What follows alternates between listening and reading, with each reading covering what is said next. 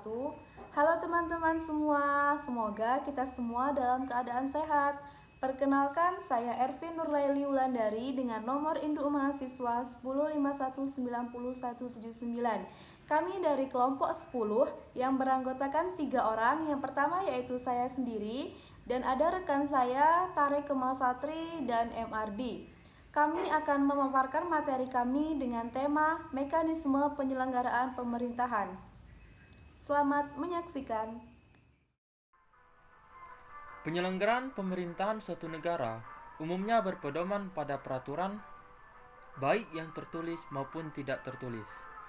Di Indonesia, penyelenggaraan pemerintahan negara sebagian besar berpijak pada peraturan perundang-undangan, yakni berbagai jenis bentuk peraturan yang mempunyai kekuatan mengikat yang dibuat oleh pejabat atau lembaga yang berwenang. Secara umum, penyelenggaraan pemerintahan negara berpedoman kepada dua asas, yakni asas fungsional dan asas kedaerahan. Sedangkan penyelenggara negara disebut sebagai lembaga negara yang merupakan perwujudan dari konsep pembagian kekuasaan. Kekuasaan umumnya dibagi ke dalam 3 golongan, yaitu kekuasaan membuat peraturan atau legislatif, kekuasaan melaksanakan peraturan atau eksekutif, serta kekuasaan kehakiman atau yudikatif. Sistem penyelenggaraan pemerintahan negara pada hakikatnya merupakan uraian tentang bagaimana mekanisme pemerintahan negara dijalankan oleh presiden sebagai pemegang kekuasaan pemerintahan negara. Sistem penyelenggaraan pemerintahan negara bisa disebut pula sebagai mekanisme bekerjanya lembaga eksekutif yang dipimpin oleh presiden baik selaku kepala pemerintahan maupun sebagai kepala negara. Negara Republik Indonesia sendiri saat ini setelah amandemen Undang-Undang Dasar 1945 menganut sistem presidensial atau disebut juga dengan sistem kongresional. Merupakan sistem penyelenggaraan pemerintahan negara republik di mana kekuasaan eksekutif dipilih melalui pemilu dan terpisah dengan kekuasaan legislatif. Adapun ciri-ciri dari sistem penyelenggaraan pemerintahan presidensial, yang pertama yaitu penyelenggara negara berada di tangan presiden sebagai kepala negara. Kedua, kabinet atau dewan menteri dibentuk oleh presiden. Ketiga, presiden tidak bertanggung jawab kepada parlemen. Keempat, presiden tidak dapat membubarkan parlemen seperti dalam sistem parlementer. Kelima, parlemen memiliki kekuasaan legislatif dan sebagai lembaga perwakilan. Keenam, presiden tidak berada di bawah pengawasan langsung parlemen. Menurut pasal 4 ayat 1 Undang-Undang Dasar 1945 yang berbunyi, Presiden Republik Indonesia memegang kekuasaan pemerintahan menurut Undang-Undang Dasar. Hal ini mengandung arti bahwa Presiden Republik Indonesia merupakan satu-satunya lembaga yang memegang kekuasaan pemerintahan. Kemudian presiden adalah penyelenggara atau pemegang kekuasaan pemerintahan negara. Jika suatu sistem penyelenggaraan pemerintahan dilihat dari elemen yang ada di dalamnya, maka tatanan atau susunan pemerintahan berupa suatu struktur yang terdiri dari elemen pemegang kekuasaan di dalam negara dan saling melakukan hubungan fungsional di antara elemen tersebut baik secara vertikal atau legislatif, eksekutif, dan yudikatif maupun horizontal, pemerintahan daerah. Poin B yaitu mengenai hubungan pusat dan daerah. Pembagian kekuasaan negara pada dasarnya bertujuan untuk membatasi kekuasaan negara atau pemerintah agar tidak bertindak sewenang-wenang. Nah, di dalam negara kesatuan, kekuasaan pusat dan daerah itu dapat dikatakan tidak sama dan tidak sederajat. Mengapa? Karena kekuasaan pemerintah pusat merupakan kekuasaan yang menonjol dalam negara, karena badan pemerintahan pusatlah yang berwenang untuk membentuk undang-undang. Poin C yaitu mengenai lembaga pemerintahan Indonesia. Susunan lembaga negara pada sistem ketatanegaraan bertujuan untuk menjalankan fungsi pengawasan dan keseimbangan, sehingga dapat mencegah penyimpangan kekuasaan dalam sistem pemerintahan Indonesia. Baiklah, saya akan melanjutkan materi dari kelompok 10 bagian D, yaitu hubungan antar lembaga pemerintahan Indonesia. Hubungan antar lembaga-lembaga negara berdasarkan Undang-Undang Dasar 1945 hasil amandemen mengalami perubahan, di mana lembaga-lembaga negara dapat menjalankan fungsinya dan wewenangnya, saling berkoordinasi dengan lembaga negara lain dalam rangka menciptakan check and balance untuk pemerintahan yang baik, good governance. Yang pertama, hubungan antara MPR dan Presiden.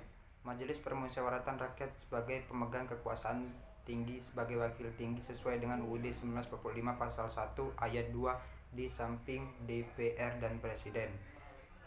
Hal ini berdasarkan ketentuan dalam UUD 1945 bahwa baik Presiden maupun MPR dipilih langsung oleh rakyat. Pasal 2 ayat 1 dan pasal 6A 1. Berbeda dengan kekuasaan MPR menurut UUD 1945, sebelum dilakukan amandemen yang memiliki kekuasaan tinggi dan mengangkat serta memberhentikan presiden atau wakil presiden. Sesuai dengan ketentuan UUD 1945, hasil amandemen maka presiden dapat diberhentikan sebelum habis masa jabatannya, baik karena pemerintah sendiri atau karena tidak dapat melakukan kewajibannya maupun diberhentikan ad impens oleh MPR sebelum masa jabatan berakhir. Hanya mungkin dilakukan jikalau presiden bersungguh-sungguh telah melanggar hukum berupa pengkhianatan terhadap negara, korupsi, penyuapan, tindak pidana berat lainnya, atau perbuatan tercela maupun apabila terbukti tidak lagi memenuhi syarat sebagai presiden atau wakil presiden pasal 7A UUD 1945. Namun demikian, perlu dipahami bahwa oleh karena presiden tidak diangkat oleh MPR, maka presiden tidak bertanggung jawab kepada MPR, melainkan kepada rakyat Indonesia sesuai dengan ketentuan Undang-Undang Dasar. Yang kedua, hubungan antara MPR dan DPR. Majelis Permusyawaratan Rakyat terdiri dari anggota-anggota Dewan Perwakilan Rakyat dan anggota Dewan Perwakilan Daerah yang dipilih melalui pemilu.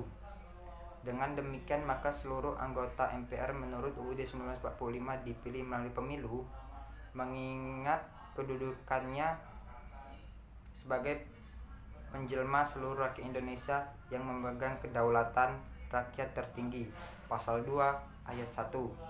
Dan untuk menegakkan martabat serta kewajibannya, maka MPR menyelesaikan masalah-masalah yang bersifat dasar, yang bersifat struktural dan memiliki kekuasaan untuk mengubah UUD 1945. Maka antara DPR dan MPR harus melakukan pengawasan terhadap jalannya pemerintahan yang dilakukan oleh presiden.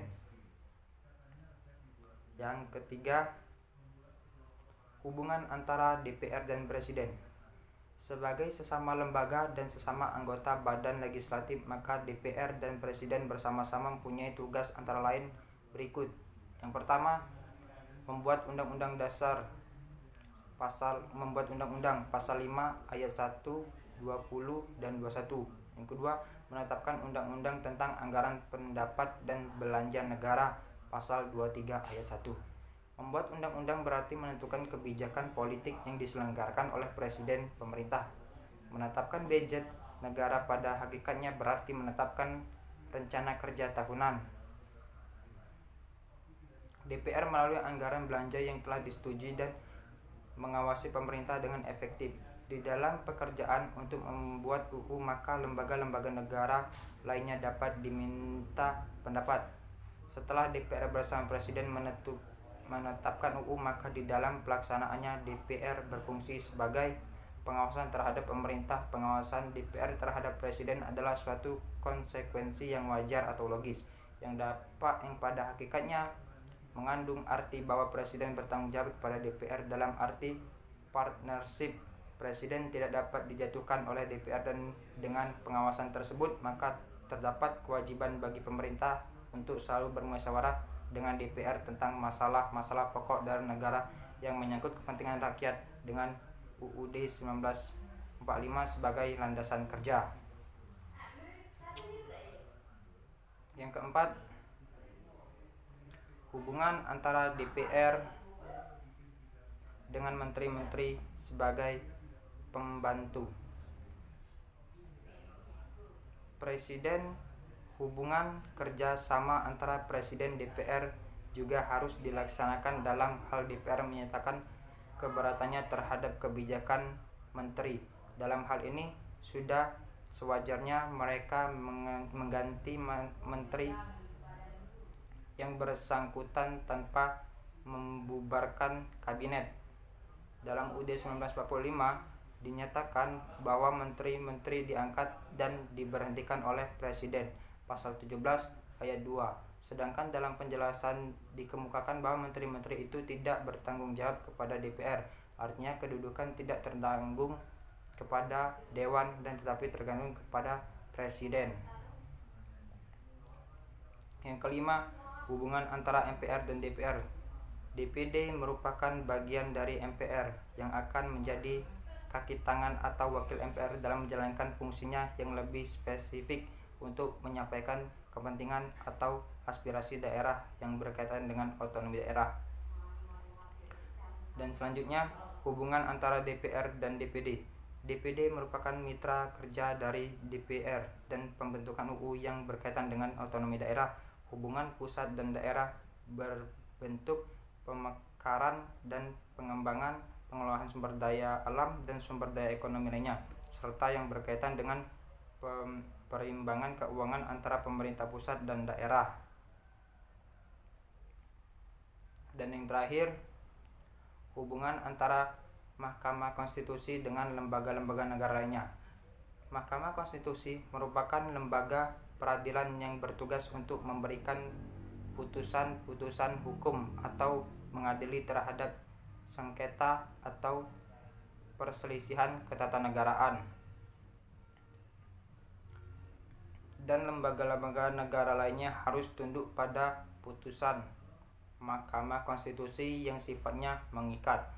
Hubungan antara BPK dan DPR, Badan Pemeriksa Keuangan BPK, bertugas memeriksa langsung tanggung jawab tentang keuangan dan hasil periksanya itu diberitahukan kepada DPR dan perwakilan daerah dan DPRD pasal 23E ayat 2 untuk mengikuti dan menilai kebijaksanaan ekonomi fungsional pemerintah yang dijalankan oleh aparatur administrasi negara yang dipilih oleh pemerintah. Dan penutup. Kesimpulan, penyelenggaraan pemerintahan suatu negara umumnya berpedoman pada pemerintah, baik yang tertulis maupun tidak tertulis. Di Indonesia, penyelenggaraan pemerintahan negara sebagai besar berpijak pada peraturan perundang-undang, yakni berbagai jenis bentuk peraturan yang mempunyai kekuatan mengikat yang dibuat oleh pejabat atau lembaga yang berwenang. Tata urutan peraturan perundang-undangan yang tertinggi adalah Undang-Undang Dasar 1945. Baiklah teman-teman, mungkin hanya ini penjelasan materi dari kelompok 10. Apabila ada salah atau penyampaian kami yang kurang jelas, kami mohon maaf. Terima kasih, saya akhiri. Wassalamualaikum warahmatullahi wabarakatuh. See you.